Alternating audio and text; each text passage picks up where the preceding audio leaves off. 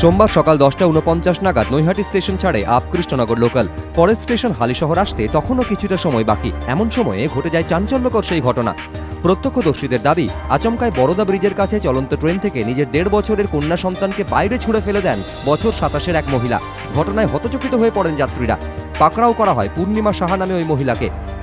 ওনার মাথায় কিছু আছে কিনা জানি না, ওনার নিজের সন্তান যদি ফেলে দিতে পারে তারা ঠিক আছে। যে একটা ক্লাস 9-এ পড়ে একটা মেয়ে, তারপর একটা বাচ্চা, 1.5 মাসের বাচ্চা। প্রথমে কাঁচরাপাড়া জিআরপির হাতে তুলে দেওয়া হয় অভিযুক্তকে, পরে তাকে হেফাজতে নেয় নৈহাটি জিআরপি। পুলিশ সূত্রে খবর, পূর্ণিমা সাহা কল্যাণীর সুভাষপল্লীর বাসিন্দা। স্বামী পেশায় লটারি ব্যবসায়ী। 2 সন্তানের মা পূর্ণিমার বড় মেয়ে 9ম শ্রেণীর ছাত্রী, ছোট মেয়ে 1.5 বছরের। কিন্তু কেন নিজের কন্যা সন্তানকে ছুঁড়ে ফেলে দিলেন পূর্ণিমা? কি বলছেন অভিযুক্ত নিজে? না মেয়েকে দিলে না বাঁচতে পারবি না। কিভাবে বলেছে? স্বপ্নে স্বপ্ন, আমি দেখেছি আর আমি বাড়িতে আসি। এদিকে 1.5 বছরের ওই শিশু কন্যাকে উদ্ধার করে নৈহাটি স্টেট জেনারেল হাসপাতালে ভর্তি করেন স্থানীয় বাসিন্দারা। হাসপাতাল সূত্রে খবর, তার মাথায় গুরুতর চোট লেগেছে। কিন্তু কেন নিজের সন্তানকে খুনের চেষ্টা করলেন মা? মানসিক অবসাদের জের, নাকি নেপথ্যে রয়েছে পারিবারিক কোনো কারণ? গোটা ঘটনায় ধন্দে তদন্তকারী অফিসাররা।